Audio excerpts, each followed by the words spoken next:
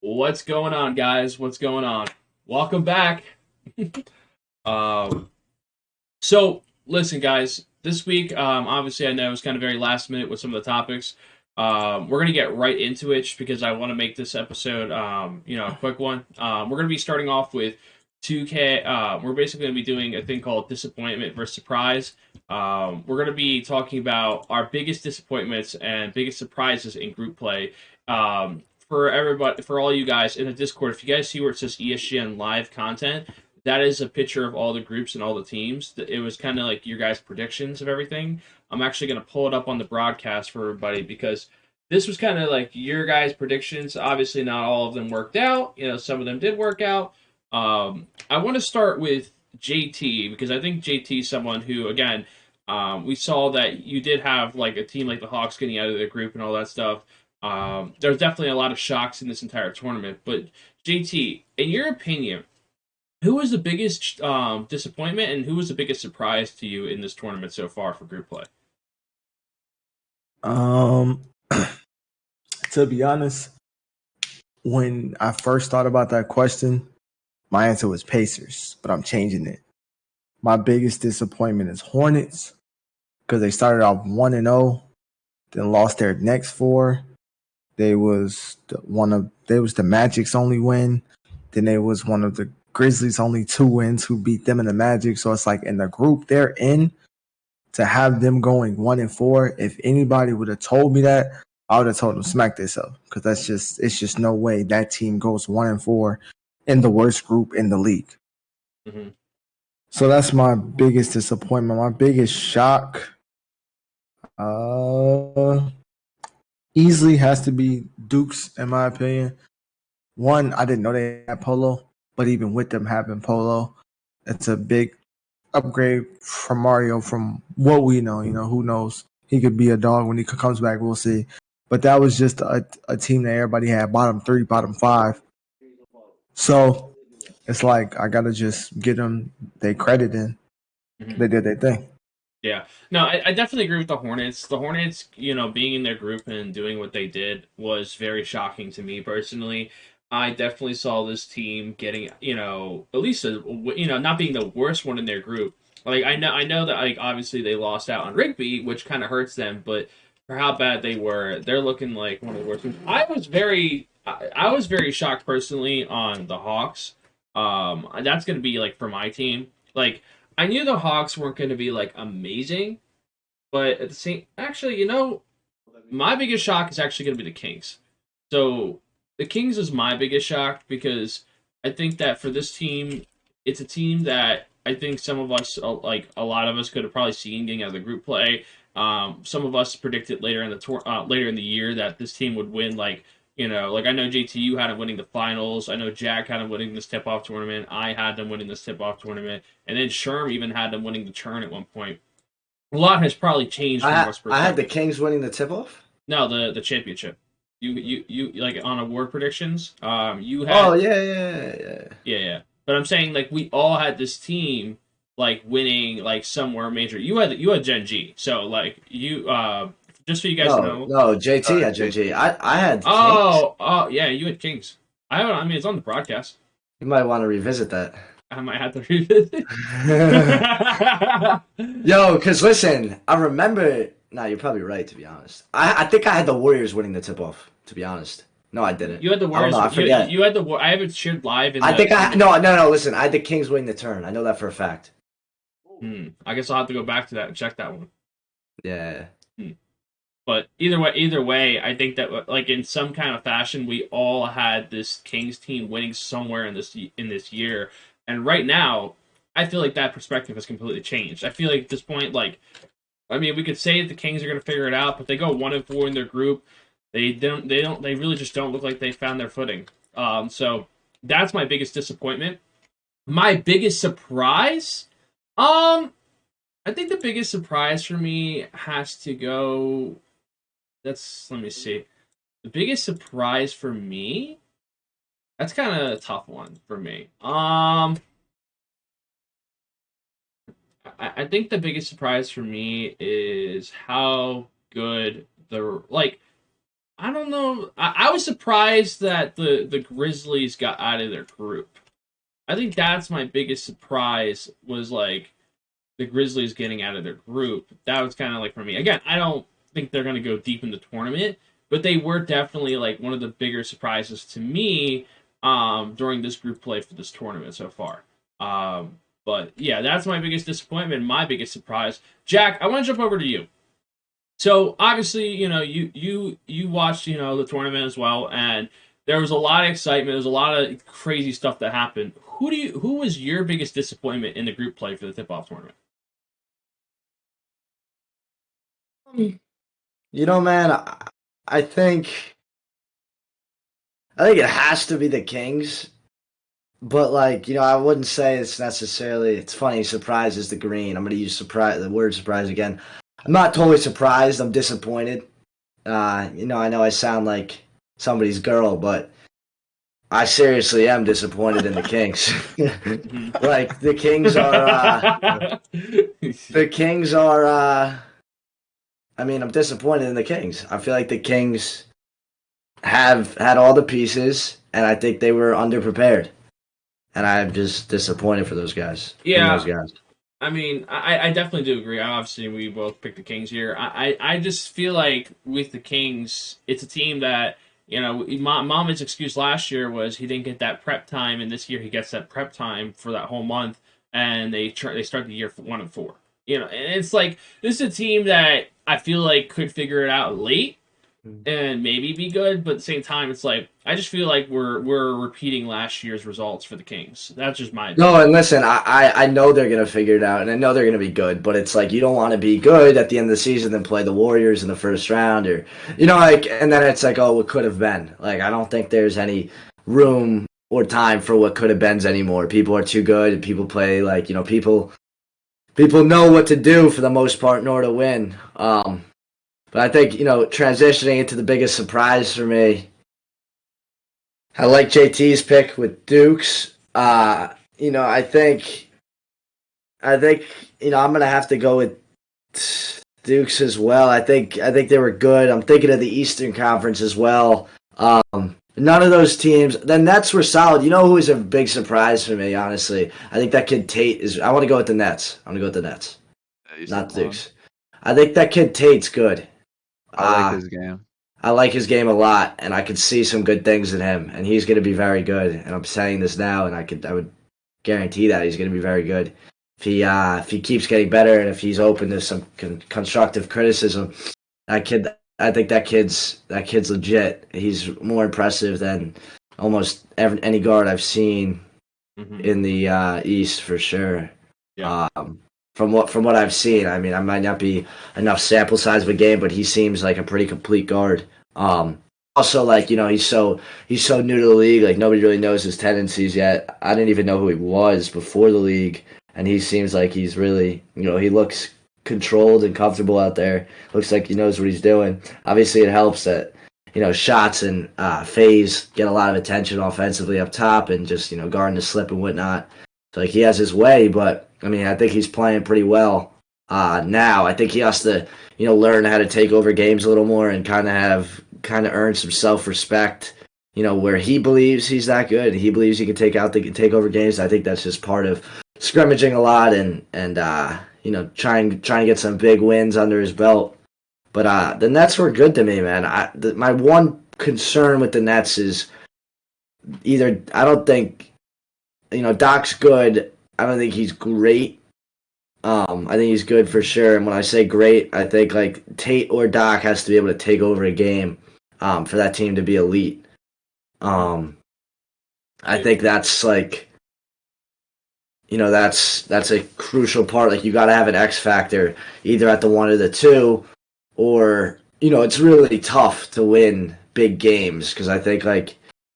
That's a big part of it. Some team like that's just the reality of 2K a lot of the times, and I think one of those guys has to really find an identity. I think Doc's thing was a little premature, but I think that kid Tate has the potential to do it for sure. So I'm interested to see how his season unfolds and how he progresses. No, I mean, I definitely agree. I'm very interested in that Nets team because they looked pretty good until that Knicks game where they kind of like it looked like they kind of showed some things like during that Nets game. Maybe some teams are gonna watch that film back. I definitely like what I see out of Tate. I don't know, man. He said Nets, not Dukes, my boy. Wait, so are you going with the Nets? Nets, Okay, Nets, okay, Nets. okay, Yeah. okay, okay, okay. All right, let me change this to the Nets then.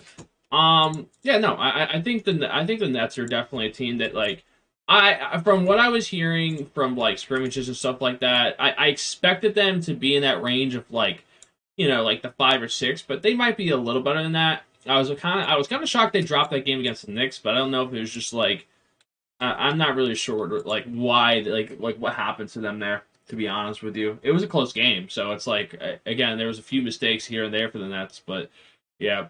Overall, though, the Nets look like they look like they're a contender in the East right now. But jumping over to Sherm, who is your biggest disappointment and surprise in the tip-off for group play? Well, for my disappointment, since the Kings were kind of majority, I will go with the Pacers. I really don't know what to say about the Pacers, to be honest. They didn't really look prepared. It kind of looks like to me that 630 and Vanny aren't on the same page, and I think Vanny needs to get more comfortable with running the offense. I think a lot of their offense runs through 630 as it should. I mean, he's a scorer, but Vanny's also a scorer. So I mean, they have some things to figure out. I don't know if they can figure it out. I mean, they have to get real comfortable. Someone's have to take a back seat. But they just all together. They didn't really look like they came to play this week. They were my biggest disappointment by far. I mean, the Kings obviously were a disappointment, and they were a huge letdown. But the Pacers just didn't look like a good basketball team this week. No, I definitely agree. I mean, the Pacers 630 is just the first 2 games he came out, and throughout the entire like tournament, he just was not shooting well. That team was not shooting well. There were situations where there was just mental lapses in the last couple seconds of games. I think that all the stuff that happened around Pacers gaming, it was a nightmare scenario. They had obviously that controversial thing in the Warriors game for the replay. They had Vandy passing up an open layup to basically try to get a three, and it ended up becoming a turnover. 630 basically threw back-to-back turnovers and game-defying moments in the first 2 games. And then overall, though, like for the Pacers, it was definitely a huge letdown. The Kings was a letdown, but that Pacers one is not far from that, because at least the Pacers, they were good last year. All they did really was add one new player. It's crazy how they add one player and they go from being like the number 2 seed to like looking one of the worst. Like I don't know. I think they'll get it together, but at this point they look like one of the worst teams in that Western Conference. But I think they're going to get it together as the year goes on. It just I don't know. It definitely just disappoint me when I saw that. I'm actually going to change this. Oh no, yeah, I'll keep it as disappointment. What was your biggest surprise? Sure. Um, I wanted to say Dukes. I'm not. This is not my answer. I wanted to say Dukes. They looked really good this week. They all look like all 4 of them, the 4 core without Polo. They look pretty comfortable together. And Polo comes in, he just plays his game, and they just fit perfectly. So I think they were a surprise for me. But um, I'm gonna go Raptors. I thought they were a pretty good surprise. Um, I said this year, like, or I think it was before the draft, if Tight plays the 4 and he guards a pick and roll, like that's gonna be hell for some of these point guards. Uh, Dimes played good in the center. Fana's doing his thing. I think they're all just kind of right now. And who they lose to, you know? They I lost mean, to they the went Nets. 4-1. They lost to the Nets because Okay. that was the only that group. I'm gonna be honest. Again, I had my opinions. I think the Raptors are a good team. I just think once they lost to that Nets team, it kind of like opened up some things in my opinion for that team that kind of were like, all right, they're not like there was a lot of hype around them when they won those early games. They started out 3-0, and then they lost to the Nets, who again that was one of the better teams in the group, but. I don't know. I'm a little. I really. Yeah, I'm not completely sold on them yet. I think they kind of looked somewhat dominant against. Obviously their pool is probably one of the easier ones in Mhm. my opinion, but I thought they handled the teams pretty well. And I mean, if you can do that consistently, I mean, their test is gonna be this week in Indiana, so Yeah, it That's definitely it that's a real definitely test. is. It definitely is. I'm pretty sure their first round matchup is Sixers. So they're going to play the 76ers in the first round. I'll pull this up for everybody on the broadcast so they can see too. Uh, yeah, so I actually custom made my own bracket. So yeah, they're playing the Sixers and Raptors face off. So that would be a really good matchup. We'll definitely see what the Raptors have to offer. And then I just think that for this entire tournament, every round you win in this tournament is 1 point added to basically trying to make playoffs. So it's huge. Like you not winning in the first round is really crucial because you basically got out of your group for nothing because you're not getting any points for it. But yeah, going back to it, I definitely do agree. I think all these teams, like the Grizz, Nets, Dukes, and Raptors, all pretty big surprises. Um, I think that Grizz team did a lot of things that I expected. I just think they finished a lot stronger than I thought they would, and I don't know if that just had to do with how bad their group is. Hang on, drag Ye in here. They Um, changed their lineup, but I also think like somebody had to come out of their group, you know. Yeah, For sure. I do. It's funny you say that. I do agree with you on that. It's like someone had to come out, and it was kind of just like, all right, who's the least like who can be the least shit at this point? Like Yeah. it really was what it was to me. Who was it? It was either them, Magic, or the Hornets, right? Mhm. Yeah. So I mean, I'm gonna pull up the group again just because I have to see it. Their group, like I said, it was Hornets, Nets, Raptors, Knicks, Grizz, Magic. And at this point, the Magic were one of the worst teams, and the fact that the Hornets lost to that Magic team that was bad. That Magic team literally was averaging the least amount of points in the league. Like they were averaging like 50 points a game, and they were one of the worst shooting teams on field goal percentage and 3-point percentage. And the Hornets still lost that game.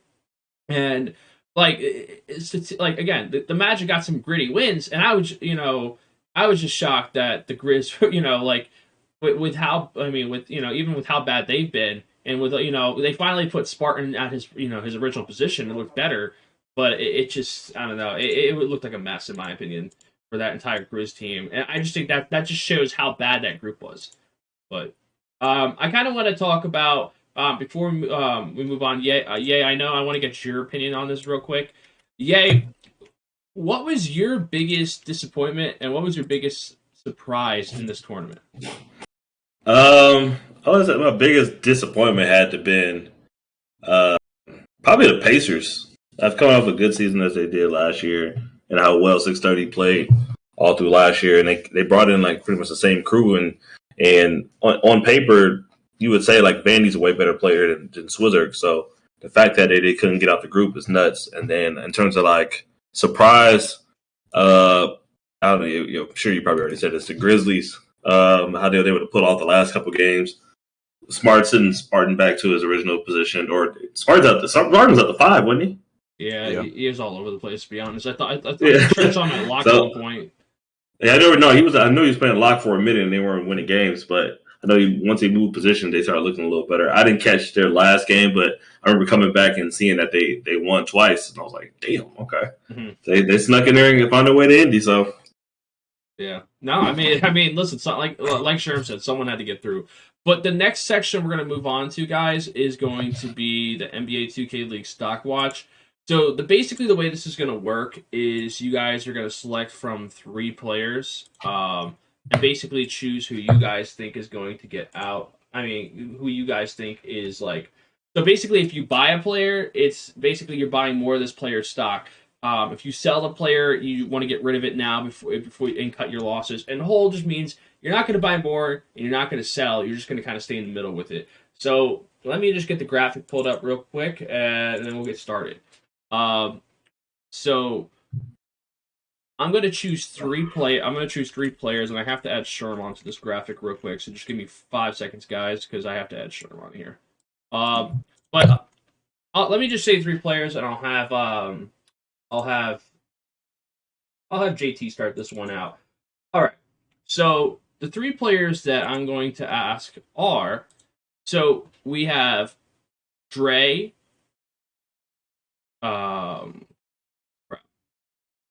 Okay, so sorry. All right. So the three players that we have for buy, sell, and hold. We have Radiant, Splashy, and let's go with Gallo. All right, I'm gonna start out with JT. So JT, with Radiant, Gallo, and Splash, who are you buying? Who are you selling? And who are you holding? Jesus. That's tough. I'll buy Splash just because the way they play, they look very dominant. Him and Jin are very cohesive. So I'll buy Splash. Um,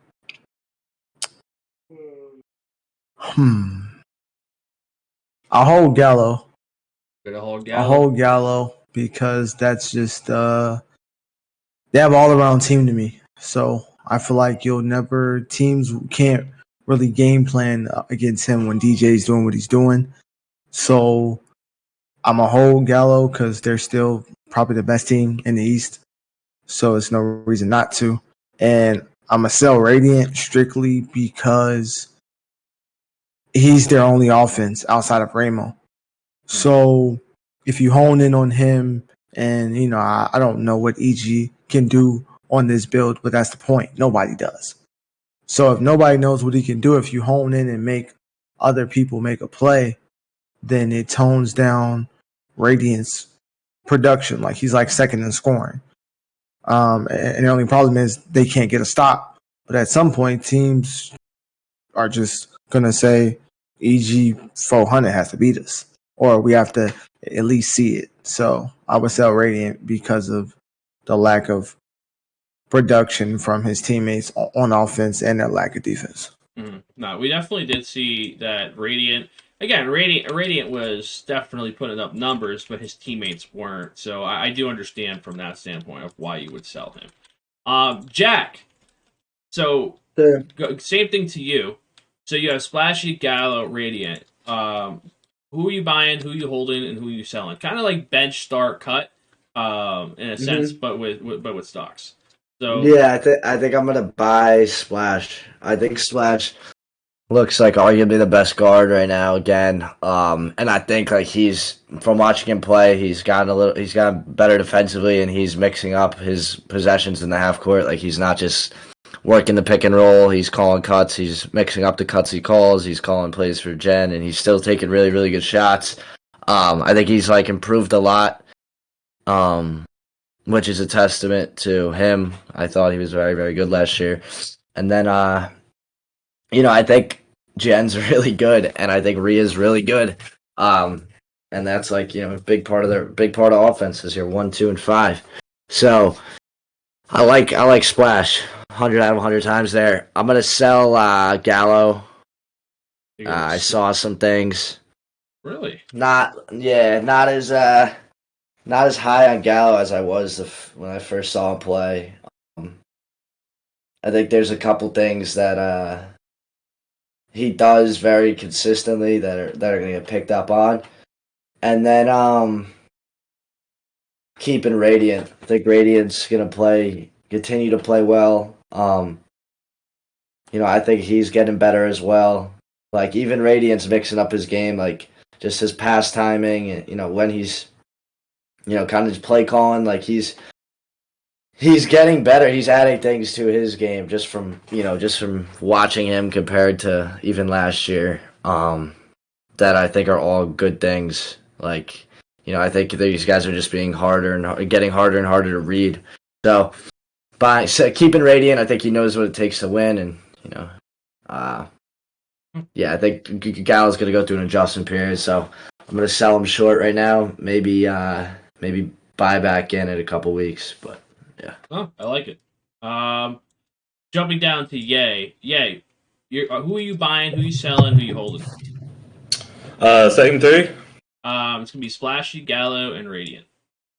I think it's good to say Splashy right now. I think he's looking like an MVP candidate, and then the way Jen's playing alongside him is crazy. So it's even tough to see what team is going to end up beating other than the Warriors, a team that can actually give them a run for their money in the upcoming tip-off. In terms of holding, I think I'm going to hold on Gallo just because it's so early in this development. I think still has a lot of learning to do. We get to see how he plays on the stage. I think it's a good time to see how built he is for this, especially being the number one pick, turning the franchise around right out the gate and going undefeated in stage play or in group play.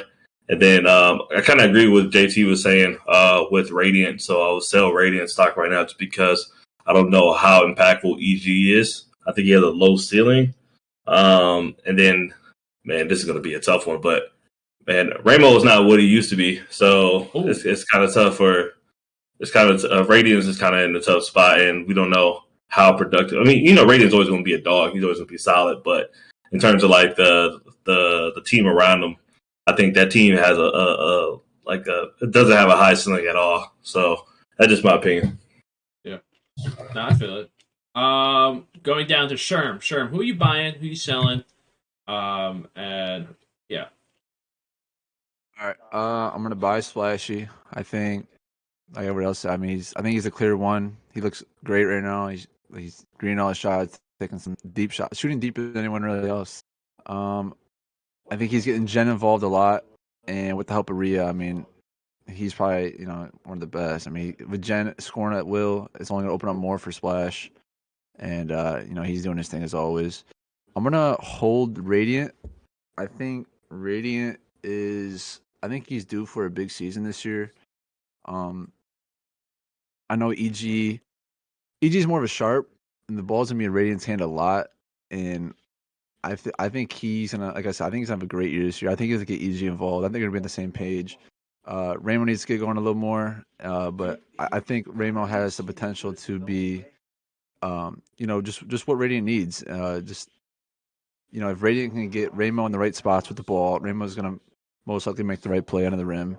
Like I said, if he gets on the same page with EG, I think EG's a good sharp and a good player for Radiant to have on his wing. So I'm gonna hold Radiant, and I'm gonna sell Gallo. It's tough that I have to sell Gallo. I mean, he had a great tip off. I thought he played great. His shooting guard's pretty good. He gets his shooting guard involved, but like I said, yeah, I think he still has some work to do. I think Radiant has the experience over him right now, but I'm not like, I don't hate Gallo, but unfortunately in this situation, he's gonna be the one I'm selling. Yeah, no, I definitely agree. I think that it's also like it's like we know what we like the potential of Radiant. I think we're still kind of learning what Gallo is to this league and like what he's gonna be in this league. I definitely think you guys all bring up good points. I'll be very interested to see how this how this all pans out down the line. But in my opinion, I think for me, I'm definitely. I think it's unanimous to buy Splash. I mean, at this point, Splash is. I mean, he's looking like this team is going to contend for a title at this point. There's no doubt in my mind this team competes for a title. Wait, sure. Who did you hold, by the way? I forgot. You held Radiant, right? Radiant. Yeah, I got Radiant. Okay. So, make sure. Sorry, guys. I was adjusting the graphic. Yeah. So I'm going to sell Radiant. I'm kind of on that Ye and J. I'm on the boat with Ye and them, Ye and JT on this one. I definitely do have some concerns about this Pistons team. And again, it's not all Radiant. I think it's just more that he needs to find a way to get his shooting guard more involved, because at this point they're not a bad team, but it's just like I feel like when I look at Gallo versus Radiant, I'm looking at Gallo possibly being like the number one seed in the Eastern Conference versus Radiant, whose team might be a 5 seed, or it could be worse possibly if based off some of the things that I saw in this tournament. I didn't even realize I didn't have the screen pulled up for you guys. Hang on. But so I'm gonna go with holding Gallo on this one. Up next, we're going to go with the shooting guard position. So with this one, it's going to be Faiz. It's gonna be Faiz, Jen, and Unguardable. This one I think is very interesting. I'm gonna jump back to Sherm. So yeah, this one's kind of a tough one in my opinion. So you have Jen who has been averaging. So I'll throw this out. So the top three scorers in the league right now are Unguardable, Jen, and Doc. Doc having 26 a game, Jen having 28, and Unguardable having 31. I won't read the rest of the stuff just because I feel like that will kind of throw things off. But all three of these guys are top scorers at the shooting guard position. So with Unguardable, obviously, he definitely looked like he was shining Jen and Doc. So sure, who are you buying, who are you selling, and who are you holding? Oh man. Jen Unguardable Fayez. Yeah, Sheesh. yeah, Um, all great players, by the way, guys. It's like that. You could ask for a better trio of players at the shooting guard position. all right. Um, man, I'm gonna buy I'm gonna buy Fayez. I'm gonna buy Fayez.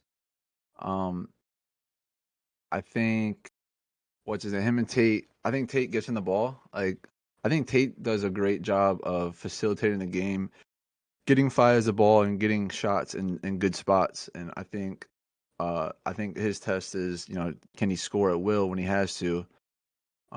This is hard. I'm gonna I'm gonna hold Unguardable. I have to sell Jen. Are you serious? Yeah, isn't that crazy? Jen, they all look good. Unguardable. I thought Unguardable had some bright moments on a struggling team. From what I know, he's been hooping. I think Bucket's been struggling a little bit, but Unguardable has been carrying the load a little more for the Blazers team. Like I said, I like what I've seen on Unguardable. And for Jen, I have to sell Jen because these two guys are good, man. I thought Jen looked, like I said, Jen's a scorer. I mean, he's in a score, and if Splash can get him the ball in the right spots, which he will, because that's what Splash does. He breaks down teams, make it easier for other teammates to score, and allows Jen to just catch and shoot and score the ball at will like he does. I mean, I have to sell Jen. I think with Jen with the ball is a little more scarier than other two as like if on your team. I think if Jen becomes like some kind of wizard at passing, I think Jen might be the best shooting guard in the league. I mean, he's blinders. He just shoots at will. I feel like every time he shoots, it's green. Like I'm saying so many good things about this guy that I'm selling. So I don't know. It's tough, but You might not want to sell him. I mean, this is tough, dude. Oh. I'm gonna leave it like this. Okay, that's fine. I'm gonna throw a little curveball. Yay! Who are you buying? Who are you selling? Who are you holding? Shit, man, this is a setup. Fuck. I think. Let me start with buy. If I gotta buy anybody, I think I'll have to go with Doc on this one. Just because I think the team is going to command a lot more out of him. Just because Tate is still developing himself. So they're going to need values to have good games night in, night out. Especially having playoff experience. I think he's definitely up there, and it's probably pretty early to say this, but like in terms of like a most improved right now, I'd probably give the Doc, even though he had a solid season last year. But if you're looking at holding, I think this is where it gets tough. Damn. I think I'm gonna hold on Jen, just because it's hard. It's really hard to sell him, just because I think having a point guard with Splashy and having that core group around him, I think he's always going to be successful. I think even his tougher games, it still won't be that bad. I don't think he's going to ever shoot them out of a game. And he's a vet now. They're playing for a little while, and he's one of those guys that's going to work really well with Splashy throughout the course of the season. So it's hard to sell somebody like that. And then in terms of selling, Unguardable's left out of three options. He's a rookie. It looks like he's going to have to to really take over this team. But I still, with the guys I have, and being in the Western Conference, it's going to be tough for them to have a push into the playoffs. So I think his stock will just come short come playoff time when you're still making money on the other guys. So that's the only logic I can really put on that. So who are you buying and who are you holding? I'm sorry, I was trying to fix something. Bought on Doc. Okay, you bought hold on Jen. Yeah, hold on Jen. I like it. Yeah. I mean, dude, I feel like with Jen, it's like this guy's probably gonna have a likely chance of contending for a chip. So he's definitely going to make big strides. And I honestly think we could argue that Jen could be most improved. I know like people aren't really thinking about that, but like this guy is literally looking like one of the best shooting guards out there in the league right now. So I mean, I'm not saying like he went from a Mavs team that was pretty bad and a Gen G team that was pretty bad. At least Doc made it to the playoffs last year. Like I don't know. I feel like that Jen might need to start being in the conversation for most improved. But I like it. Jump over to JT. JT, who you buying? Who you holding? Who you selling? So I'm buying the Godfather of Blinders. That's Jin. I just feel like his production, I don't really see it going down in my opinion because of how they play. And then he can do both, like catch and shoot and score off the dribble. So I don't see how his stuff goes down with the way Slash is playing too, and then pairing him up with Real. Like it's just as a team, they're just looking really good. So I don't see Jin's numbers going down, in my opinion, with having the lack of conscience he has to just press square. Hold, I'm gonna go Josh, which is unguardable. I feel like he's doing his thing. He's just kind of waiting on his team to kind of like join him. Yeah, like he's kind of waiting on that, but he's doing his thing. Like when he gets the ball and he's locked in, he's doing his thing. He's like top 5 in scoring. You can't knock nothing from him. And I'm gonna sell Doc or Faiz simply because I feel like they're both figuring the game out. His backcourt, him and Tate, or he got game. And I feel like the more he got game figures it out, the less Doc will produce, which isn't a bad thing. I think he'll only drop somewhat, but it's just he'll drop a little bit and Tate will go up more than Doc will drop type thing. So it's like not like a sell because I don't think he's good or nothing. It's just a sell because I think his point guard will figure it out more, which will kind of take away from him, which is kind of what they need, to be honest. Mm-hmm. I don't hate it. Jack, who you buying, who you holding, who you selling? I agree with JT to a T. Buying Jen, I think Jen's just like that. Like he's a killer. I think he has a lot to prove. I think he's gonna keep being a killer. I think people are gonna keep keying in on Splash, trying to take him out the game. Jen's gonna consistently be in spots to produce, and I think totally capable of producing. I'm holding unguardable because he's gonna need to be really good. I think he's going to stay around where he is, and I think he's a killer, man. I like the way he plays. He shoots tough shots. Seems like he hits big shots. It's kind of what you need. It's hard to, obviously, you're just watching his player, but I feel like you can kind of learn a little bit about somebody just by watching their player, as crazy as that sounds. And I like Unguardable's game. I think he's actually, I'm not a huge fan of his game, but I think he's a killer. So I think that's great. It's a good reason to hold, and then I'm going to sell Doc because I agree with Jay. I think that kid Tate is good, man, and I think the better he gets, the more Doc's role is going to lessen. And to JT's point, it's not necessarily a bad thing, but if Doc's stock is at $10 a share, I think it's at $8 a share next week. If we're using those terms, because I just think that I think he's just gonna have to produce less. So yeah, that's what I'm doing. No, I like it. For me, I'm actually gonna buy Unguardable. I think Unguardable is taking a huge role in this team, despite the team not being good.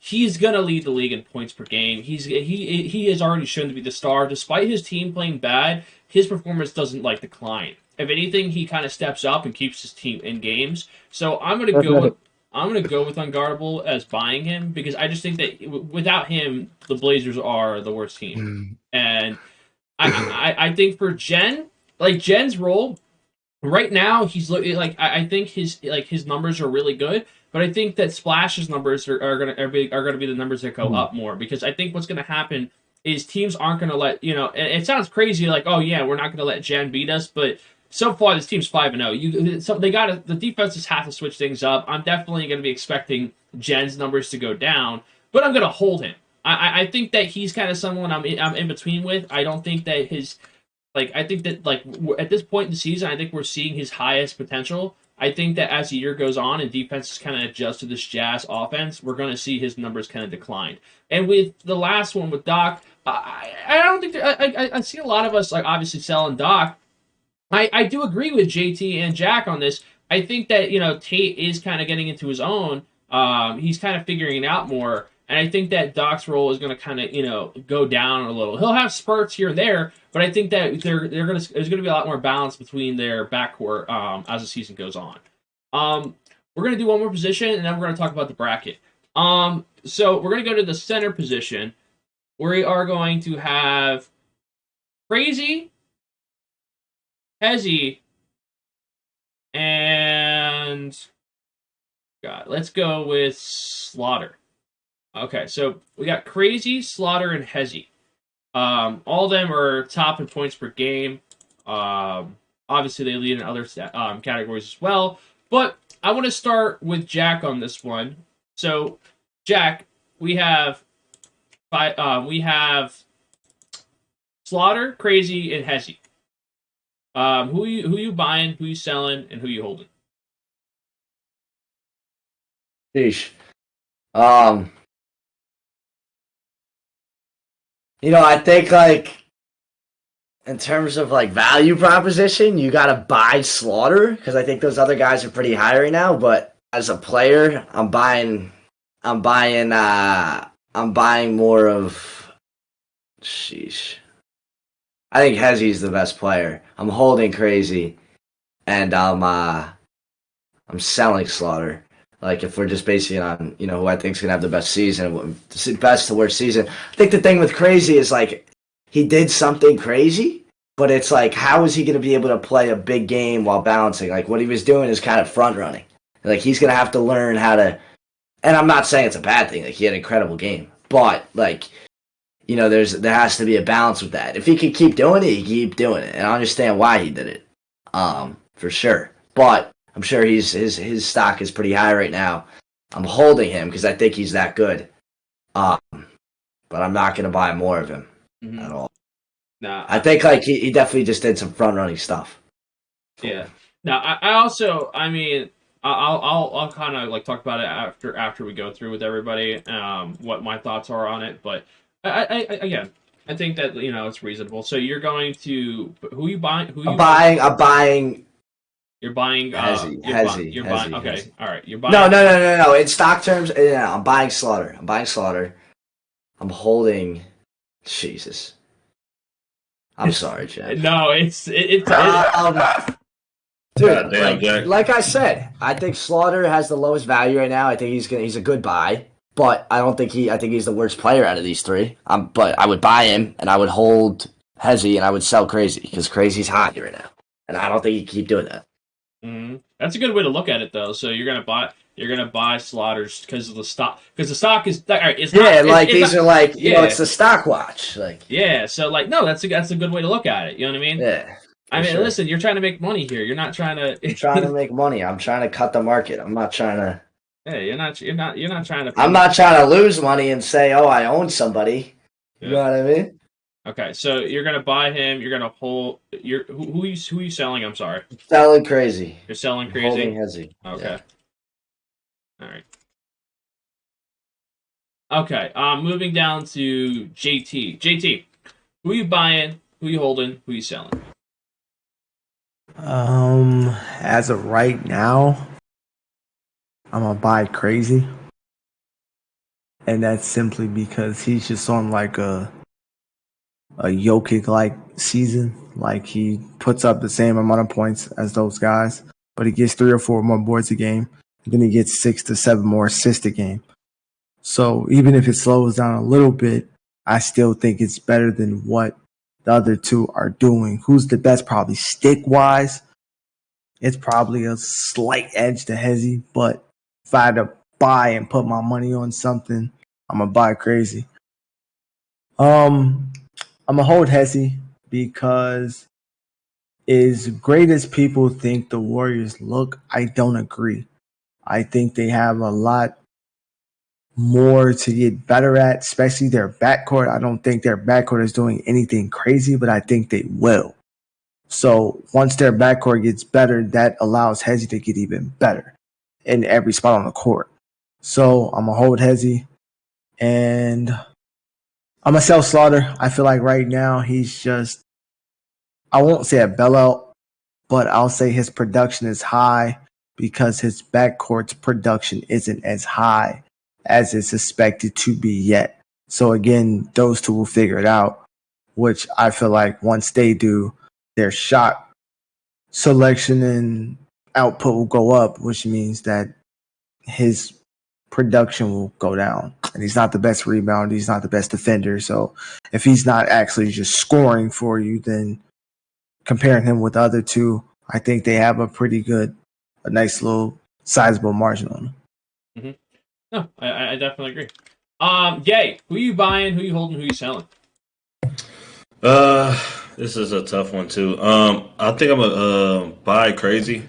I'm just based off the way he's playing, and I think the rest of the folks watching, I think that most people watching the 2K League aren't quite sold yet on the Lakers. I think they know that's the best team they've ever had as a franchise, but no one's like putting them in the conversations with like the T-Wolves or the Jazz or anybody quite yet. So I think it has good like upward potential of Crazy stock.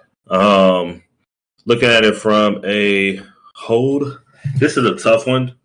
So I'm just going to go and pick the person I think is going to make a bigger, like further run into the playoffs, and I think that's Hezzy.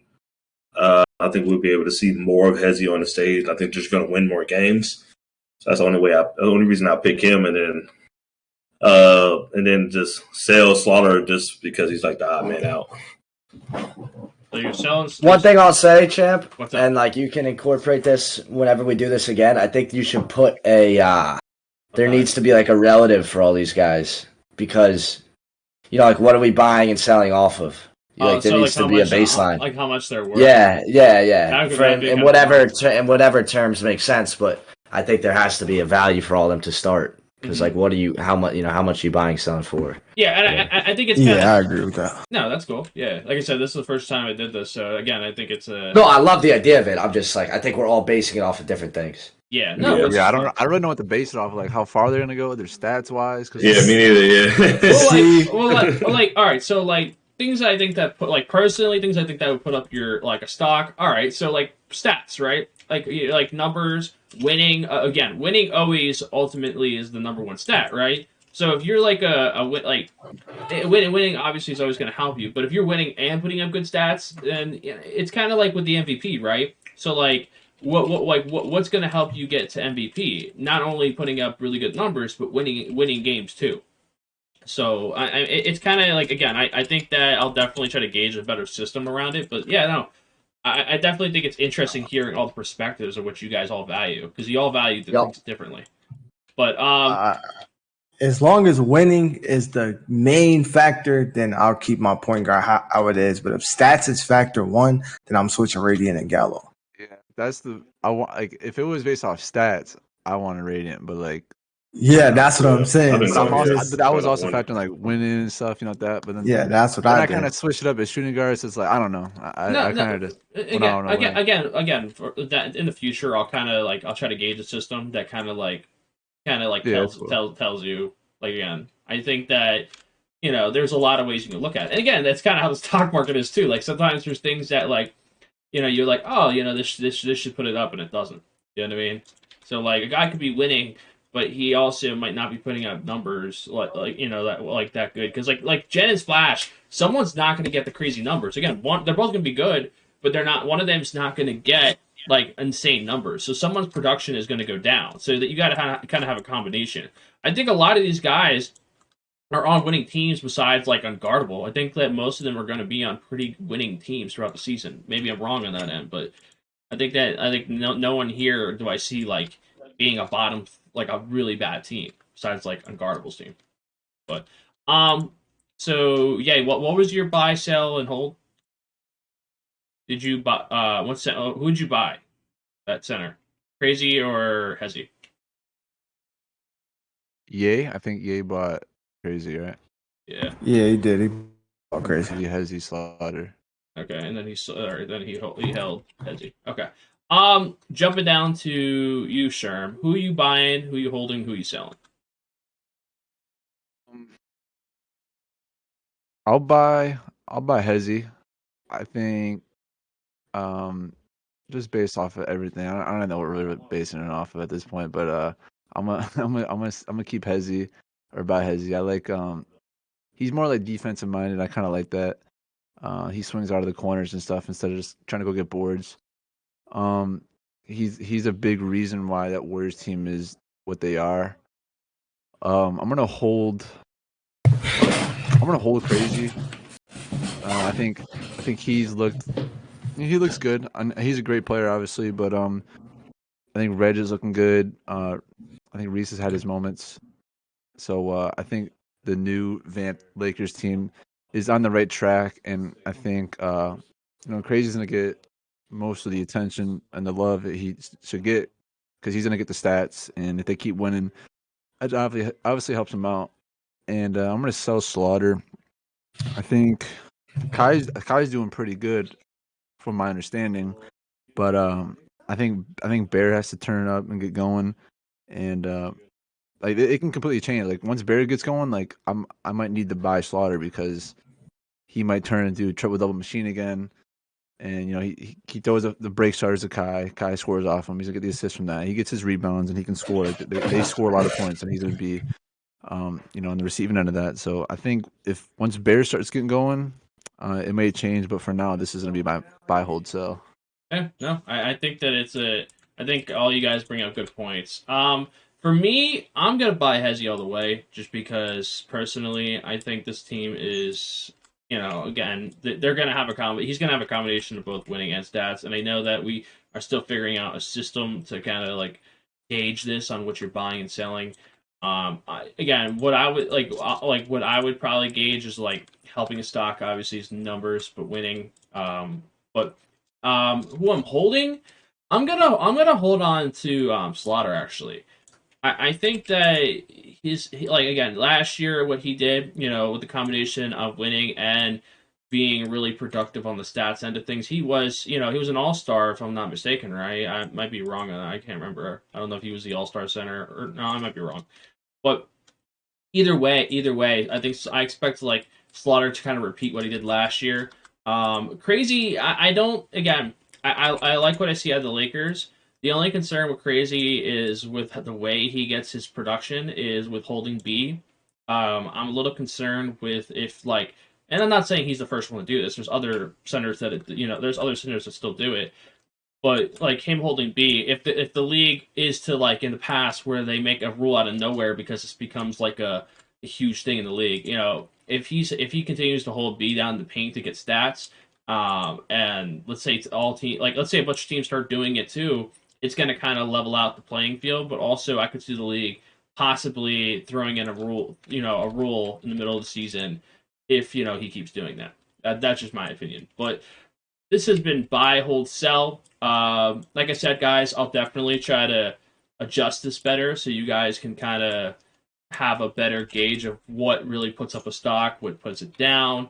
Like I said, I think for the most part, what will put it up and down is like based off of stats. But again, winning is always like the number one thing when it comes to anything. If you're winning, that's good, but if you're winning and you're not putting up crazy numbers, I don't see your stock being as valuable as someone who, like again, there can be some like if Unguardable's averaging 30 points a game and his team is like a little below 500, but then you got like let's say Gallo isn't like putting up great numbers for some reason, or Radiant isn't putting up great numbers, but they're winning still.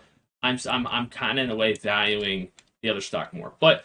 Anyway, we're going to move on from this, and we're actually going to go over into the bracket. Like I said, guys, this has been NBA 2K League Stock Watch. Let's move on to the last portion, which is the tip-off bracket. So, as you guys know, the groups, basically there was a lot of shocks in a lot of these groups. A lot of teams came through that I didn't expect, like the Grizz. I didn't expect them to make it through. I didn't expect Dukes to do as well as they did. We have a lot of matchups on here that I'm very interested. So I know that you guys in the Discord, you can kind of see the matchups for the tournament right now.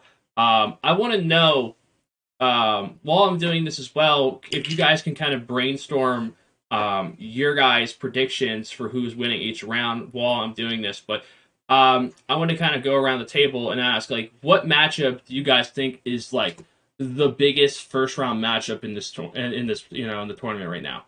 And I'm gonna start with JT again. Let me start with JT here. Every time you start with me, I know it's coming. Give me T-Wolves and Dukes. I feel like Dukes have very high expectations after their group play. Mm-hmm. And I feel like the T-Wolves have lower expectations, but people know what they can do in person. So I feel like just when you combine the two best teams, in my opinion, looking at the potential, the excitement, the experience, and all of that, I'm definitely going T-Wolves and Dukes. Mm-hmm. Yeah, no, I definitely that'll be an interesting matchup. Jumping over to Jack. Jack, who do you think is going to be the best first round matchup, like must see TV, basically, in your opinion, for first round? Honestly, Wizards next and Bucks Lakers. I think it's going to be really good. I think seeing Reg against the Bucks, I think there was a little bit of animosity in leaving Milwaukee. That is actually, I didn't even think about that. Yeah. Oh my god. And then Wizards Knicks, because like there's a little animosity there, and it's just going to be a good game. I think. Mm-hmm. I think those are the two that stick out to me. No, I definitely agree. Sherm, who do you think is going to be the best first round matchup? I'm excited to see the Lakers Bucks, but I'm gonna say Sixers Raptors. I just want to see what this Raptors team is about. I want to see how the Sixers put it together and handle this team. I think that might be one of my. I think that's gonna be my favorite matchup to watch. T-Wolves Dukes is gonna be a good one. And like I said, the Bucks Lakers, like the Reg thing, that's obviously gonna be must see TV. But for me, I'm gonna switch it up. I'm gonna say. Is it best of one? It is, right? First round, yeah. Round one is best of one, then it goes to best of threes. So that's gonna be kind of like, that's definitely something that is a factor in this tournament. I didn't even think about that. That's a good point. There's a lot of, that first round being best of one on stage, let alone because again, this is gonna be staged. What teams do you guys think is gonna like? Again, and I know some people say the stage isn't doesn't matter that much. But what teams do you guys think are going to have like an upper hand on the stage compared to other teams? And I'll start with Sherm and kind of work our way back up. Damn, I'll get to answer the question about. Oh yeah. Oh my bad. Yeah. I'll have answer the question. Yeah. So who has the best first round matchup? I was just going to go with the one nobody talked about. That's the Pistons Warriors. Because if you remember how the playoffs ended last year, the Pistons are kind of tight about how they got put out. I believe this was the second round of the playoffs to that Warriors team. It might have been first round. Mm-hmm. But they get back on the stage right where they left off. Warriors coming with that same team. The same core group is still there in Detroit with Raymond and Radiant. I think it'd be a good matchup, especially with all these season 1 and 2 guys getting back on the stage. So let me ask you, kind of going into the next question, what team do you think is going to have like the advantage on the stage compared to other teams? In terms of like an advantage, if there is an advantage, if there's not, then that's fine. Like, is there any team that you think that's going to have an advantage being on stage compared to other teams? I mean, if I had to guess, it would be definitely in terms of like the advantage over their opponent. I would say the Jazz with the Mavs. just because that pretty much that whole Jazz team has played on the stage except for Jin. What was that? Who they got a power for? I can't remember. I'm blanking right now. Compete. Yeah. Oh, okay, yeah. So yeah, that whole team is pretty much back. And then Apollo played last year in the playoffs too as well. So I think with that Mavs team, I haven't seen Kenny and symptoms, and it's going to be a whole new experience for those guys, and especially with it being a best of one. I think the Jazz is already be prepared. And you know how new guys are on the stage. They score one bucket and they're up screaming. And they don't know how to handle their emotions effectively. So I think the Jazz are more prepared. Yeah. Sure. What about you? I'm trying to think of who else.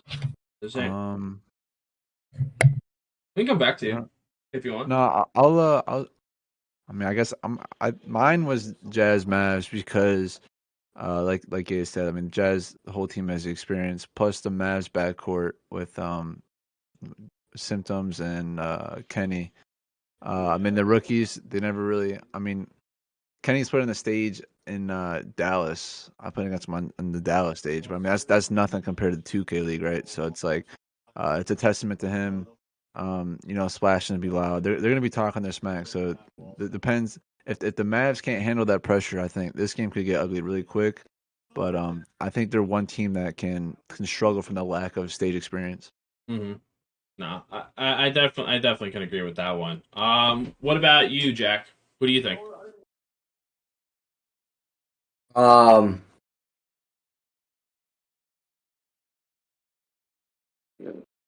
think the Wizards have an upper hand on stage. I think that's going to help a lot in that game.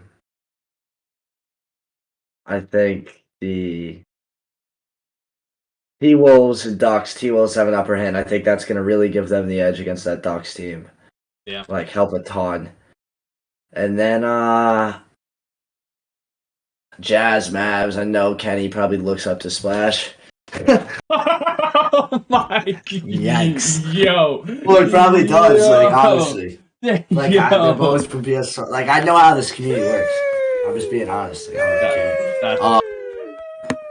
Yeah, so I think the Jazz have a pretty big advantage there. That's wild, dude. That was, yeah. No, is that not true? No, I mean it's crazy to say, but you're not wrong. You're not. No. It's definitely it's crazy to say. It's definitely crazy to say, but he might be right. They real cool. He might look up to him. I don't know. He was like they coach in Dallas or some like that. I don't know. But I forgot about that. Yeah, so you know what I'm saying. So I just know how this works. Everyone's everyone. It's just Kenny, he would probably agree. He probably wouldn't be offended by that. I mean, he agree. Shit, I'm on stage. I don't give a fuck who you is. SMD for 4 quarters. What the fuck you talking about? I don't give a fuck who you is, bro. I know, man. Competition. It just gotta be there. Like competitiveness gotta be there, bro. So, but JVM said it though. Yeah, that's just what I think. No, I completely agree. JT, which team do you think is gonna which one are you saying that's gonna be have an advantage on the stage? To shockingly not hear it yet, I feel like because it's probably a better matchup, I'm gonna go Warriors because they have the exact same 5 that they ran up with last year. Yeah. They have the exact same team, so they know how they are on stage. They know how they handle the good and the bad. And then the Pistons, they have 2 stage players. Chargers never seen the stage. Bag Motion only seen the stage in Vegas. And EG400, I think he's the same way. He only seen it in Vegas. So it's with that kind of team to where they don't have the experience on stage, and I just don't think 1 through 5 they match up how you would want them to. I could see things getting bad ugly if the Pistons play the same they've been playing. So who do you think needs to play better defense, Jay? I think their whole little front court. I feel like the Bag Motion, Charger, them 2 primarily for me, because I know from playing with Ramo, when you're not doing things how you need to do early, that throws Ramo off early. The only people who can check Ramo out is his team. So when bag motion and chargers, rotations aren't fluid and aren't crisp, because that's all you see is triangles and damn fucking kings. Like, I don't like everybody's like, oh, the stage gonna be big. I mean, the court gonna be bigger. No rotations, bitch. Y'all call it every damn play. Stop the cap. I don't play no damn D. All that damn fucking salsa dancing. I see all these damn teams doing. Niggas that don't play D straight up. But yeah, it's there. If you watch it, it's I need charger and bag motion to kind of get on the same page more. And then when Ramo, when he guards fucking PNR, he's just step shit me not happening. So it's just like they just have to get more on the same page. Their front court in general, their cohesiveness. Like, they have defense individually, but that means nothing. Yeah. If you don't have cohesiveness, then it doesn't matter. If y'all all are thinking different things, doing different things, then none of it matters. But yeah, I definitely say Warriors because they're the only team that's getting on stage that actually got out the first round with the same group they loaded up with. Yeah. No, it's good points.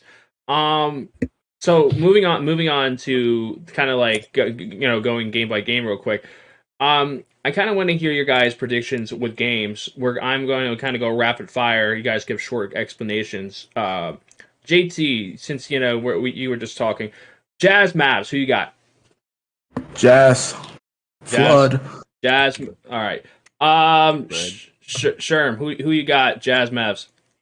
Jazz. Okay. Yay. Who do you got? Jazz Mavs. Jazz. Shit. Come on now. I mean, I get it. I get it. That's upset of the fucking first round if it happens. Yeah. If it happens, all that 5-0 shit, throw it away. Damn, that's crazy. Jack, who you got? Jazz Mavs. I got the Jazz for sure. Yeah. All right, going reversing it back. Pistons Warriors. Who do you got, Jack? Warriors. Okay. Yay, Pistons Warriors. Who you got? Warriors.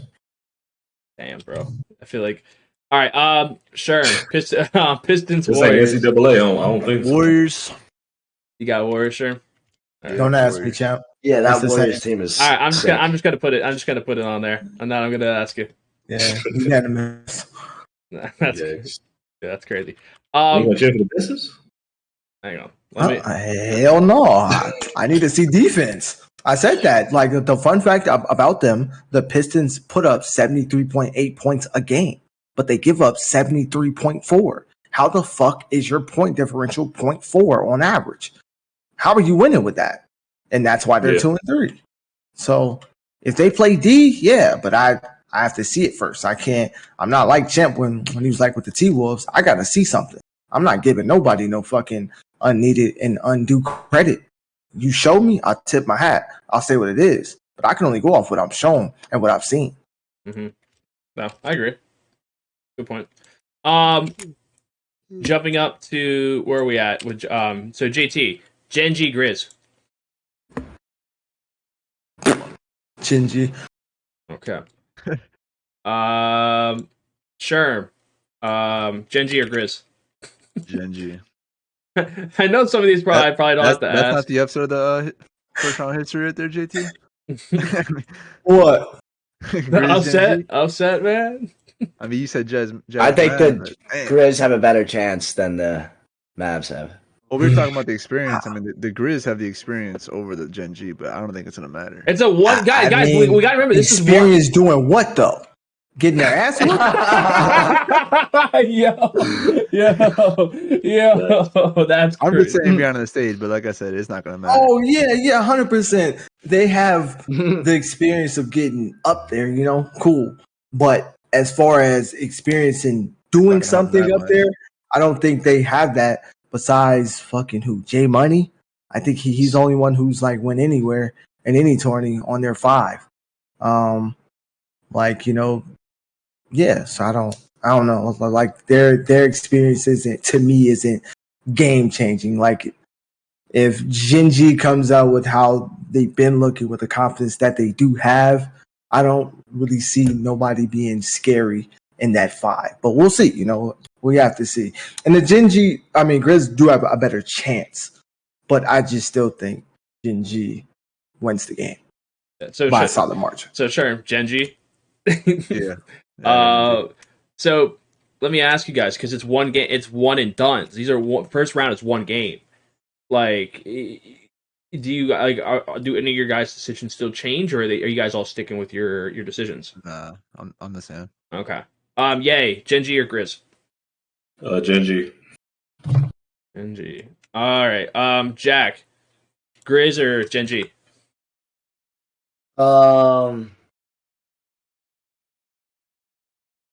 Genji, sorry. I was about to say, come on, Jack. What are we doing here, Jack? I'm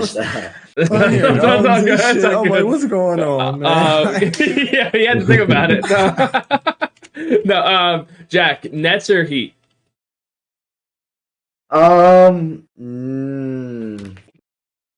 Honestly, man. Actually, I got the Nets. All right, Nets. Yay. I don't know though. Nets or Heat? Going Nets. All right. Sherm, Nets or Heat? Nets. JT, Nets or Heat? I don't think we've had a ununanimous shit yet like Nets. Yeah. The better matchups are coming later on. Okay. JT, come back to you. T-Wolves, Dukes. Who you got? T-Wolves. T-Wolves. All right. Sherm, T-Wolves or Dukes? I'm gonna take. I'll do T-Wolves. T-Wolves. All right. Yeah, I got T-Wolves. Yay, T-Wolves or Dukes? I'm taking Dukes.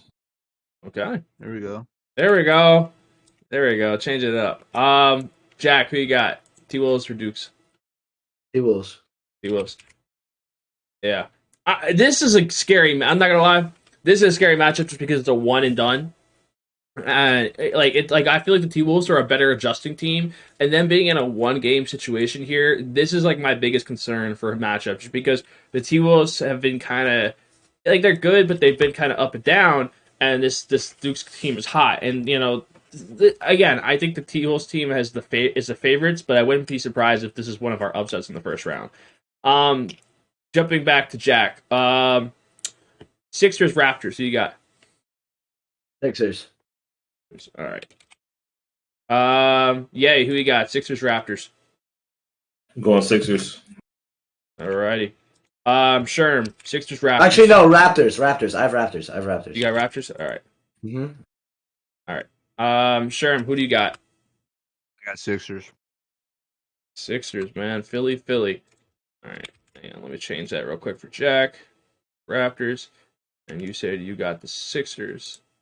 Okay, and JT, who do you got? I got Raptors. So this is interesting. Why? Can I just ask real quick? Why such a divide? I mean, if anyone wants to answer that question, why is there such a split between these two? Is this like that? I think, like Dre and Reed, one of them has to be that, like a real killer leader.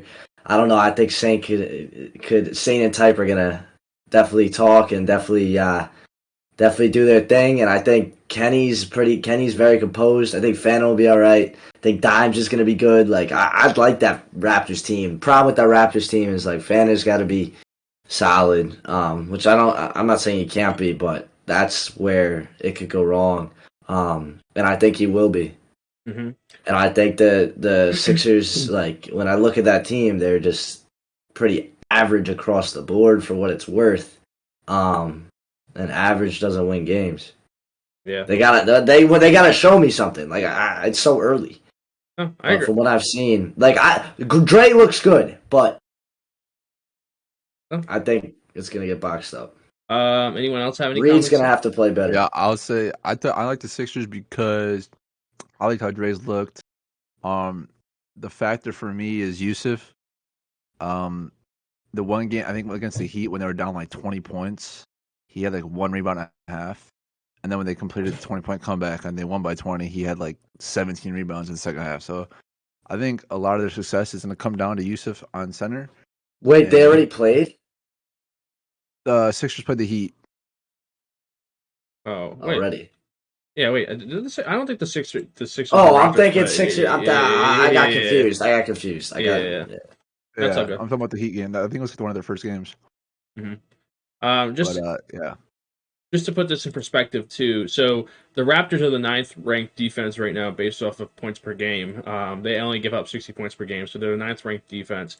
The what do you call it? The Sixers are the 7th ranked offense, averaging 67.5 points per game. So you have a pretty high powered offense versus a pretty high powered defense. So again, they're close in the category. So this game is going to be one of those where it's kind of just very. I think it's going to be a very close game. So I kind of do understand the split.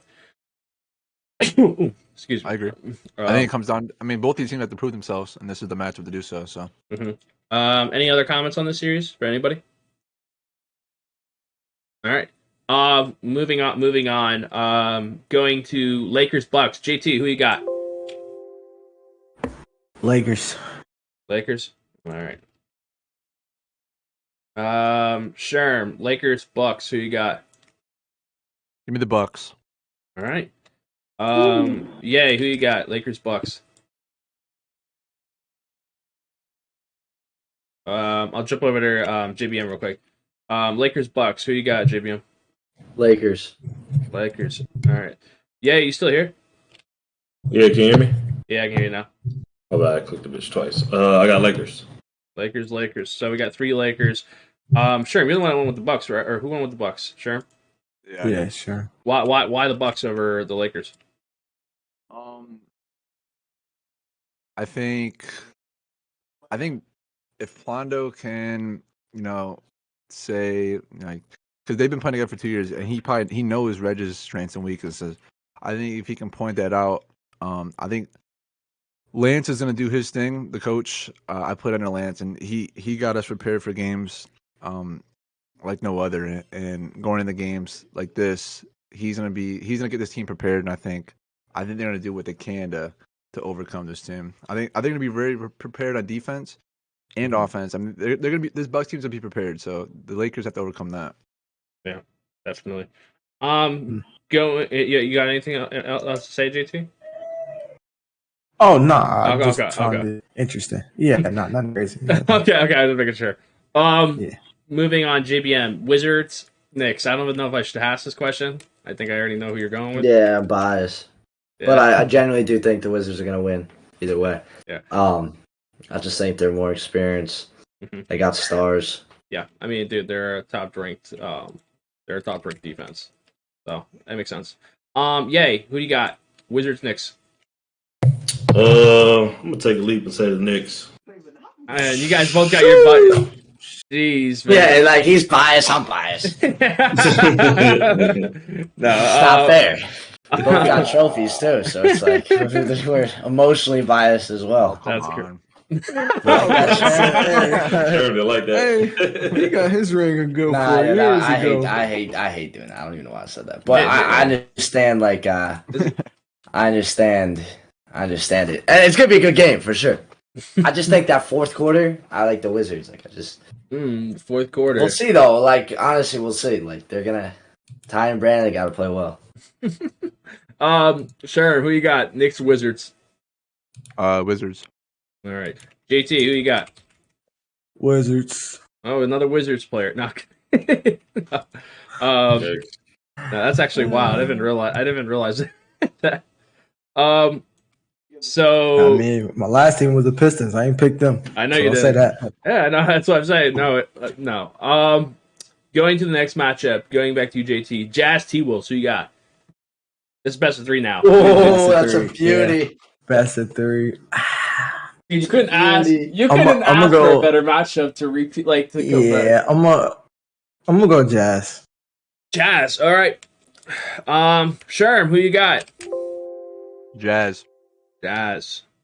Alrighty. Hang on. Sorry, guys. Give me a second. I just got my screen. This is a good matchup. I'm just trying to play it out in my head. It's a really good matchup. Yeah, that matchup will go crazy. I'm gonna be there too. Can't wait. Yeah, I'll be at the next one. He'll be at the turn. Yeah. So I you, Sherm, you got Jazz too. That's what you said. I'm sorry. Yep. All right. Yay. Who do you got? I've got the Jazz. Well, you I got. got- Well, I got the yeah, Jazz yeah. playing I was, Dukes. yeah, I was gonna say Yeah. you have Duke's Jazz, so yours is a little different. So you got Jazz beating Dukes. Yeah, best of three. I'm going with Jazz. All right. And last but not least, Jack. Who you got? Jazz. I really T- don't know, man. I think I honestly like the T-Wolves. Really? Yeah. I mean, it's a tough matchup. Yeah, like, yeah, You can't go wrong. yeah, with yeah. it. I just think Kai is so tough. I'm always a fan of his game, but I think Bear's gonna do his thing. I think he's gonna show up for sure, unexpectedly for what you guys, from what I can tell, that you guys think. But I still like Bear's game a lot. You ready for this? T-Wolves and Jazz, right? So T-Wolves have the most points per game, 77. Jazz is second place for 74.75. So these two teams are top, not like they're top offenses in the league. And defensively, the only difference between these two, They're good on deep. Both are good on defense. They just play Yeah. fast. yeah, Like it's yeah, a different. I hate that metric because yeah, defensively, it's kind of hard to read them. Stats won't tell you their defense because it clearly doesn't. yeah. I got more confidence in the Jazz defense. Yeah, I do too. Yeah. My God, I'm confident what's the key? that DJ Duda on stage might not. Listen get it though, done. I'm not that confident in Splash's defense still, and I think Kai is gonna pick on Splash. So what's the And look, Bear calls a lot of cuts. Rhea plays cuts heavily, so like it's gonna open up Bear's shot. Mm-hmm. Well, JT, you just talked about DJ. Well, what's your thoughts on DJ on stage? I mean, well, first off, he has no experience, but two, like I just see it when they play. Like I seen it when they played the Lakers. I've just seen multiple times where they just didn't look on the same page. It's not even more so that he doesn't have defense. It's just being on the same page as TB and Slaughter type thing. And I don't think that competing Rhea will have the same issues with Follow that he could have with TB and Slaughter. And if you go watch the games, you'll see it. You'll see TB tweaking and things of those sorts. Like, yeah, I've seen that. he's just like, son, what the fuck is going on? Like smacking shit, punching, like just going ape shit. You know what I'm saying? But it's like you don't really see that when you watch the Jazz, so they're kind of like handling business type shit. You feel me? So it's like I don't think I'd have more confidence in their defense, but it'll still be a great series and can easily go either way. But we haven't. So like, here's my thing about that though. We haven't seen the Jazz like lose yet. So like, we've seen what it looks like for a winning Jazz team. What does a losing Jazz team look like? You know what I mean? Like, so like, again, I think we like when we saw the T-Wolves losing. So we kind of like, all right, like, so we've seen what they look like when they lose. We haven't seen what the Jazz look like when they lose. So like, there's definitely like. In this league, you have to learn how to lose. Everybody loses at one point. You know what I mean? Like, it doesn't matter. Like, you got to lose. But it's better to learn how to lose early rather than later. And we've obviously seen that with the Raptors. You know, a Raptors team that went 16-0 previously, and then they get to the playoffs and they get punched in the mouth. So, what's up? My only thing is, like, they have 3 dubs by less than 10 points. Like, you can say they haven't lost and you have to learn how to lose, but as of now, they're earning their victories. Mm-hmm. Like they're doing what they're supposed to do every game, damn near. So it's like, like the Lakers game, that wasn't a good game for them. That was their worst game by far. If I'm not mistaken, it was the only game they didn't score 70. So that was a gritty game for them. Their defense just stepped it up and held it down because their offense didn't really do what it usually does. So it's like I can't really just say they need to learn how to lose this early. Like that's not really a thing. Like the Raptors didn't necessarily lose to the Wizards because they needed to learn how to lose. They lost before. They just played the same damn team 3 times, and the best half-court defense played the best full-court defense. The Wizards kept them in the damn half-court, didn't turn the ball over. They prepared better. They planned better. So it's like a lot of stuff go into play more than just quote unquote learning how to lose. Mm-hmm. Yeah, I agree. Where did we leave off? So Jack, coming back to you. Jack, Genji Raptors, who you got? Genji. Yay! Who you got? Raptors Genji. I think I got the Sixers in that matchup. Oh yeah, sorry. Sixers, Genji. I'm gonna go with Genji.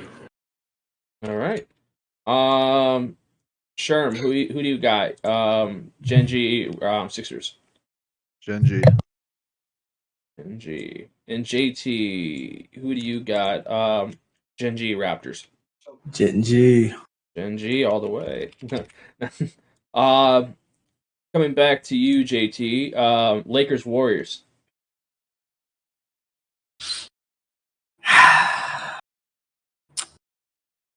I'm gonna be biased here, and I'm gonna be cool with that.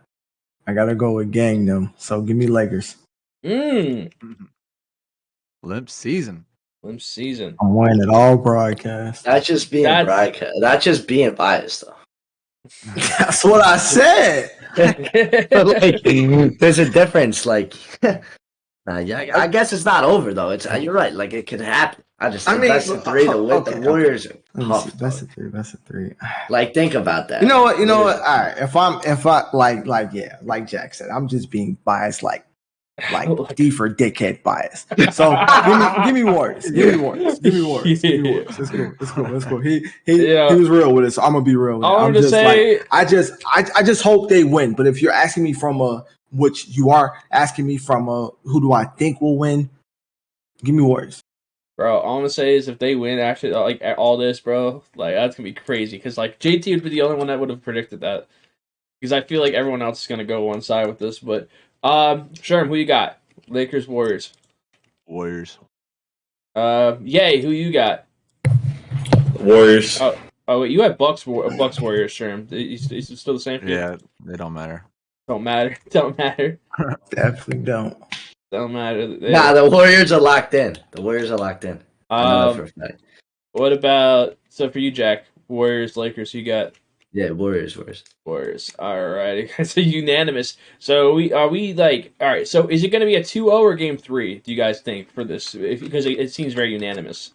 Is it going game 3 or is this a 2-0 like a 2-0 sweep for Warriors? Easy game. Well, I won't say easy game, but like quick series. I think the Warriors handle business. I think it's gonna be 2-0. Yeah. Give me game 3.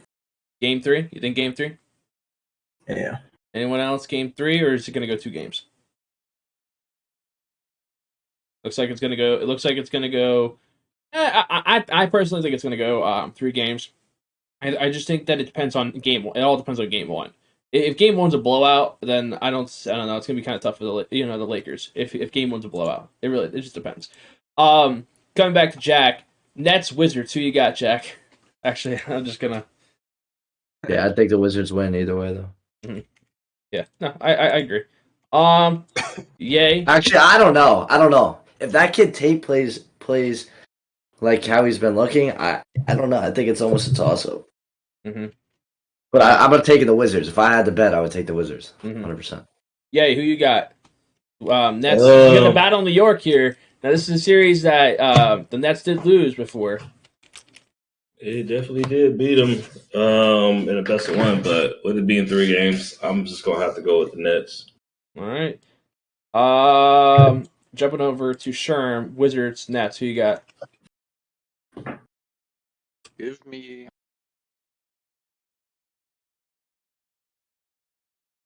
the Nets. You got the Nets? Oh. I'll take the Nets. Okay. I like it. JT. Big test for him, though. Oh, it is a big test. It is a big test. JT, who do you got? Wizards, Nets. Give me the team who picked me 12th overall. Let me ask you this, Sherm, because I think you obviously I know Ye picked the Nets over the Knicks, but why the Nets over the Wizards, Sherm? Like what makes them have that upper hand in that series? Like what are the keys for the Nets to win this series? I just think this game or this series is gonna be a toss up. I really don't know. I just think it really comes to Tate. It's Tate versus Ty, really. Yeah. And whoever produces more, like I said, I like Ty's game, but I'm also a fan of Tate's game. Like I said, he gets fives involved. He gets shots in the right spots. I mean, He just has to simplify the game, slow it down against the Wizards, and I think they have a chance to take him down. Who's under more pressure in this series, Tate or Ty? I think Ty's gonna be under pressure. I think Ty's gonna be like he has more pressure all year. I feel like I don't know if I'm not saying it's gonna affect him, but I'm just saying like he has more pressure on him all year. Like it's gonna be on his back all year. That they're back-to-back champions, and he's probably fearing, if they don't win, it's gonna be because of him. It's like yeah.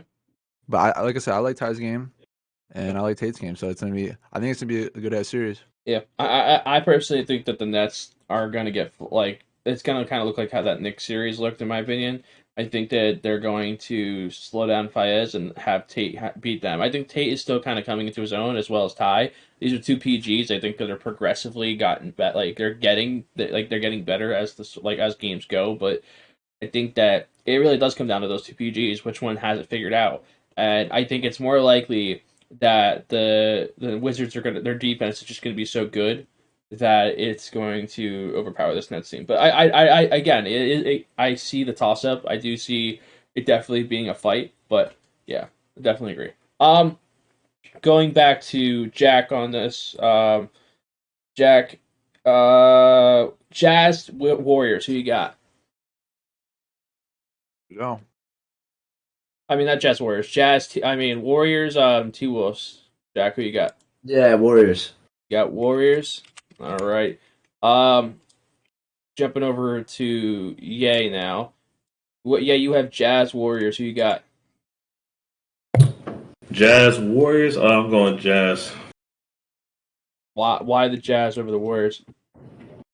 I just like the way they're playing, man. And then Splashy and Jay in that backcourt is soup right now. I think everybody's playing on all cylinders. Even Follow looks good. So it's a bit of a toss-up. I think it's going to go 3 games, but I'm just going to pick the Jazz. No, it's definitely going to be. It's that's a really. I mean, that left side of the bracket again. I know it's all Western Conference, but it's just like there's some matchups over there that are really going to be good. Jumping over to Sherm, Jazz Warriors. Who you got? I'll take the Warriors. Warriors in 3. Warriors in 3. Is it best of 5 or best of 3 at this point? I don't know. Best of 3. Is it best of 3? Okay. Going back to JT, Warriors Jazz. Give me Jazz. Jazz Gaming. Going back to again JT, Gen G Wizards. Who you got? Last time we know what happened last time these teams played. It was a best of 1, but still. Yeah, it was first game of the season. Lost by 20. I'm gonna trust that. Since I've been gone, they're just a well prepared team. Give me Wizards. Wizards. All right. Going over to Sherm. Sherm, you have Gen G Nets. Who you got? Give me Gen G. All right. Going over to Ye. Yeah, you have Nets Gen G. Who you got? I'm taking the Nets. Nets are. Ooh. Man, you are a believer in this Nets team. I like it. Well, I see it in living color, man. I see how they rocking. Every time I bet against the Nets, they fucking lose. They fucking win. Jack, Gen G Wizards. I got the Wizards, bro. Like, I actually do. Like, I would tell you if I was being biased. I'm not. I know what's going on. All right. Jack, Wizards Warriors. Who you got? I got the Warriors, honestly. All right. So, Jack, your outright winner in the tip-off this year is going to be Warriors Gaming. Yeah, after seeing everybody play, yeah. Mm-hmm. Yeah. Yay! Jazz Nets. Who you got? I'm going with the Jazz, man. Yeah. I had the Jazz to win the finals last year. I got to give them the You got the Nets going this far to lose. I'm not gonna lie, bro. They got a cinder. You got them pulling 2 offsets just to choke at the end. Damn. Hey, man. I don't hate it. don't hate it either. Hey, man, it's okay. Sure. Warriors, Gen G. Warriors. Warriors. So we got two people now that got Warriors outright winner. JT, who you got winning? Wizards, Jazz. Now, this is a repeat of the championship from last year, so Give me Jazz. Jazz came in. All right. So out of all you guys, so like I know that like we've kind of gone through some of the brackets, and I'll kind of like obviously I'm sharing screen in the chat right now on Discord. What like whose bracket do you guys think is going to be the most busted bracket basically at this point? I'll kind of just like fan through them real quick. So this is Jack's right here. I'll go over to Ye's next. Yeah, is low-key a lock. I was just gonna say that. I'm like, it's not really a thing. I'm about to say, yeah, I was Is gonna it pick my own, too. I was gonna pick my own too. Yeah, it's a gambler. Oh man! Hey man, it's gonna be different. Might as well go all the way in. Fuck it. What matchup? Like, all right, listen. Before you guys all go at Ye's bracket, what matchup? Like, who's like the most likely to like have a Cinderella story in this tournament? Like, what team in this tournament do you guys think is going to have a Cinderella story? Like the most likely. I'll start with JT, and we'll work our way down. I mean, Cinderella. Like, to be Cinderella, I guess you got to just be unexpected, but Well, it's not really how this bracket is made. So I'm gonna just go Lakers. Okay. Why the Lakers over like teams like isn't Duke's undefeated? They 5-0? No, they're 4-1. They're 4-1. They're 4-1. I'm trying to think. That's what I'm saying. When you look at that, at who we have, who most of us have, in the Elite Eight, all of those teams are 4-1 and up. So it's like it's basically just not picking the favorite, basically, because they're all doing the same shit. Mm-hmm. Yeah, no, they're all winning, but again, this is where we see the good teams compared to the great teams, like the difference. So like, basically, we're trying to see like what good team has like the least likely chance to kind of make a run. Like kind of like again, the Knicks weren't a great team in season 1, but they were a good team, and they made a run. Like they made a run. They made obviously it was for the ticket, but who's basically gonna have like. Again, I guess it's tough because the Knicks were so bad in the regular season, and they go in the tournament and have that Cinderella story, so it's kind of tough. Going over at Sherm, is there anybody that you see like just like a team that like just like that we're just looking at as like no chance to win, but they could make a little bit of a run, Because I know we talked about Grizz, Mavs. Yeah, I think not that they have no chance to win, but like for me, I would say Raptors. I had them losing in the first round of Sixers, but I mean they could potentially win that, and then they can even upset Gen G. Like, they slow down their Gen G's offense. I mean, they can come on top of that one. So, I mean, that would be my Cinderella. Other than like the Nets going far, like really far. But I think mine would have to be the Raptors, I guess. Yeah. Yeah. What about you? Gonna go with the Nets. Nets. Yeah. I mean, Tate as your MVP. MVP? Ooh, interesting. Hey, Jack, is there anybody any Cinderella story like who's a Cinderella story that could be told? I like the Raptors pick also. Mm-hmm. Yeah, I think it's more likely that Cinderella team is going to come out of the Eastern Conference compared to the West, because I feel like with the Western Conference, there's so many tough teams to run into, and again, I know that some people say, oh, West is not that much better. I just feel like every matchup is like a dogfight. Besides maybe the Jazz versus the Mavs, I think every single one of these matchups is a dogfight. Like, but in general though, like, so looking at it, 2 of you guys have Warriors winning, and 2 of you guys have Jazz winning. I need you guys to convince me. Jack, why the Warriors over a Jazz? Why the Warriors over a Jazz team? Like, what's the difference? Like why? Like, because I know you had T-Wolves like beating the Jazz, but like, Why is it more likely that the Warriors win it compared to like the Jazz team winning it? I just think they can play a closer game better, honestly. I think the game's gonna be really close. I think they're all really locked in. They know what they got to do better, and I think they're really focused. Like their mental is crystal clear. I think the Jazz still got to gel together. They got some new guys, and like it's honestly just experience in late in close games at late in the game. That's the difference maker for me. Mm-hmm.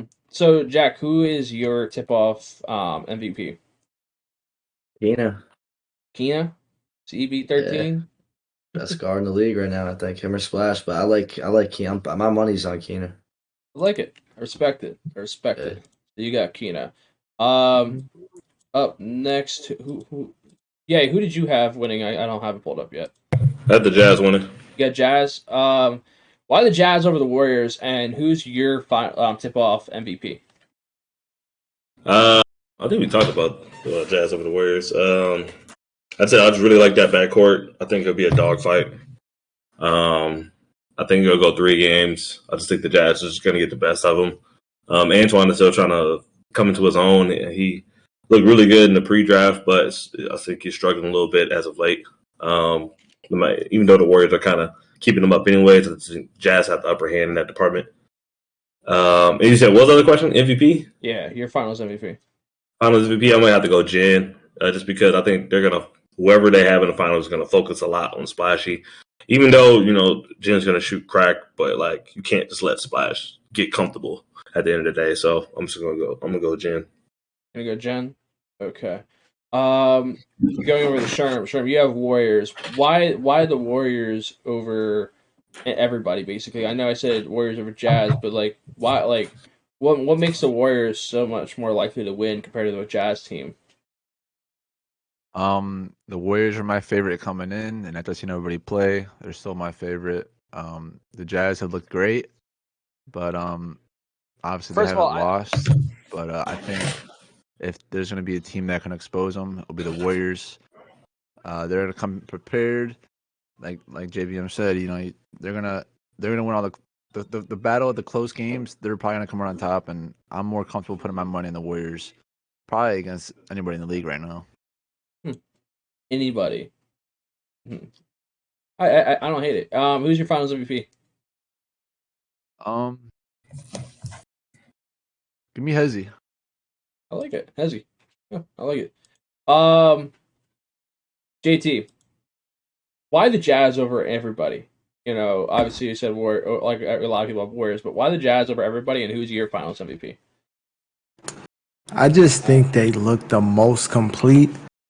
Of course, I said the Warriors have the advantage when it comes to stage, so they very well could win. But with this prediction, I'm just going off what I've been shown. And what I've been shown is the Warriors aren't in their dominating mode yet. They aren't in their peak mode yet. Their offense is very up and down. Antoine's not really doing what everybody expected him to do, things of those sorts. I think he'll figure it out. But just from what I'm shown, the Jazz do have it figured out. They are doing it on both ends. So I just think like they look the best from what I've seen. But I do think the team with the best chance of taking them down and winning instead of them would be the Warriors. And my Finals MVP would be Splash because, he keeps increasing his level of play. He's getting better at the game. He has a shooting guard who he fully trusts now. We don't want to say it, but his shooting guards before Lottie, he wasn't trying to dish that bitch. It's just the way it was. Like, if you're going to pass it to a dude who going to break everything or who shitting himself, there's no point. But now he got a dude who he has a team that he completely trusts. Like, they're built how he wants them. Like, I feel like this is really his chance for a banner. Yeah, I agree. Well, I think that this has been a great stream. These predictions, obviously, the tournament starts tomorrow, guys. I'm pretty sure at 7 p.m. Eastern time at twitch.tv/NBA2KLeague. Obviously, another great episode of 2K CrossFire. I think these bracket predictions will be very interesting to see who's going to have the most accurate. Everyone clearly thinks Ye's is going to be the most the most broken bracket. But I also think Ye is kind of just like taking like he's gambling, which is good. It's good to mix it up. But definitely a lot of teams that are very likely to win this. I mean, there's a lot of teams that could have a crazy story. Again, we can never. Sometimes the tip off goes a different direction than we expect. But again, I appreciate all you guys. Any last comments you guys want to say? Anything before we sign off? Shit. If you come to Indy, hit me up, grab a beer or something. Yeah. I'm like 15 minutes from downtown, so I'll be at the games. Are any of you guys same. going? I'm on a 75-day hard challenge though, so I'm not drinking. Hey. Oh shit. Dope. No. So who's all like? Again, I'm not going to Indy because I have school, but I'll definitely be there. I'll definitely be there for playoffs. I don't know about the tournaments this year. It's kind of tough, like the way it's set up. Like it's like you fly like I could only fly in on a Friday and only see like Friday and Saturday games, which is fine, but it's all right. But man, just drive, bro, and just stay here. Bro, a 10-hour drive? No, it's not that bad, bro. You gotta run in any mountains or anything, bro. You know how much gas is? Like, I think it's cheaper to fly. It's cheaper to fly. 1,000%. Yeah, and why wouldn't you fly? It's right now. Yeah, I drove to North Carolina. It was cheaper to drive. So what? Well, I mean, right now flights are how? Yeah, I'm just trying to. Where do you get your flights at? Toyota Corolla, and then so there's that, and then flights were like $350, and I planned it like 2 weeks in advance too. So I didn't plan it far out. Yeah, flights for me. I mean, I guess it's late, but flights to Indy for me right now are $400. So how much? 400. Yeah, you can drive, bro. You'll be all right. But that's a lot. Save $150. A lot of miles on a car, but anyway. Well, guys, appreciate all you guys as always. Like I said, for anyone, like I said, I do the show every Monday at around 7 or 8 o'clock Eastern time. We'll be back next week. We'll talk about the results of the tournament from this week, and we'll kind of transition into the 3v3 tournament. So appreciate you guys. I hope everyone has a good night. Champ2K signing out.